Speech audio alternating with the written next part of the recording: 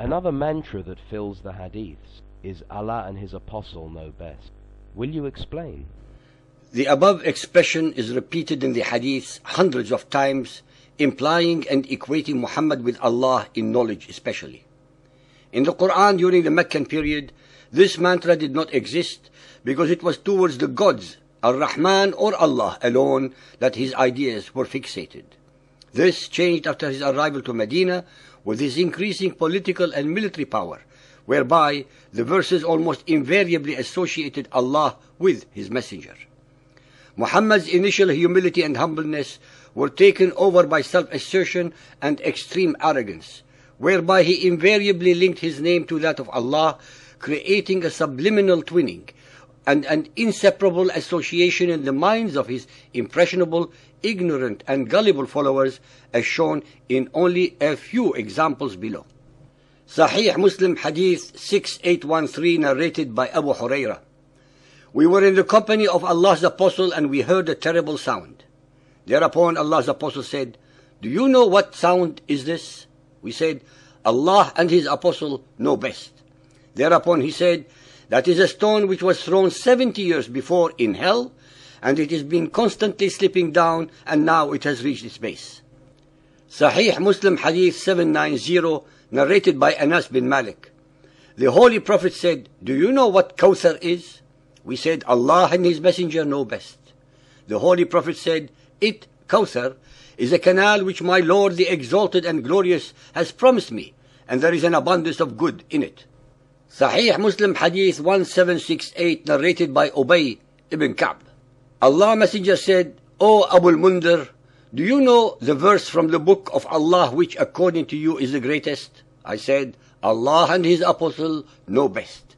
He again said, "Abu al-Mundhir, do you know the verse from the book of Allah which according to you is the greatest?"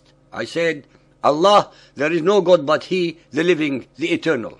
Thereupon he struck me on my breast and said, "My knowledge be pleasant for you, O Abdul Munzir." Al-Muwatta Hadith 13.4. The Messenger of Allah took the Subh prayer with us at Hudaybiyah after it had rained in the night. When he had finished, he went up to the people and said, "Do you know what your Lord has said?" They said, "Allah and His Messenger know best." Sahih al-Bukhari Hadith 7.850, narrated by Mu'ad bin Jabal. While I was riding behind the Prophet and between me and him there was only the back of the saddle, he said, "O Mu'ad," I replied, "Labbayka, O Allah's Apostle."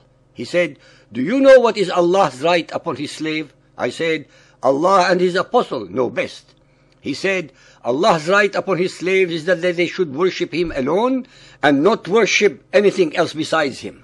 Then he proceeded for a while and then said, "O Mu'ad bin Jabal," I replied, "Labbayka, O Allah's Apostle." I said, "Do you know what is the right of the slaves upon Allah if they do that?" I replied, "Allah and His Apostle know best." He said, "The right of the slaves upon Allah is that He will not punish them if they do that." Sahih al-Bukhari Hadith 9.520, narrated by Abu Dahr. I entered the mosque while Allah's Apostle was sitting there. When the sun had set, the Prophet said, "O Abu Dahr, do you know where this sun goes?" I said, "Allah and His Apostle know best." He said, "It goes and asks permission to prostrate, and it is allowed, as if being ordered to return whence it came, then it will rise from the west." Al-Tirmidhi Hadith 259, narrated by Anas bin Malik. Allah Messenger said, "Do you know who is most generous?" They said, "Allah and His Messenger know best." Whereupon he said, "Allah is the most generous. Then I am most generous to mankind.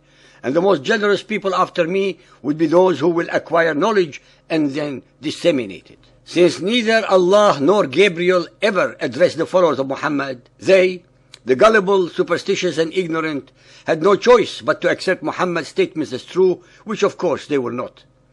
The proofs that Muhammad was deceiving and betraying the trust of his followers are obvious from the very fact that his statements are totally self-serving and bereft of any logic, facts, or knowledge.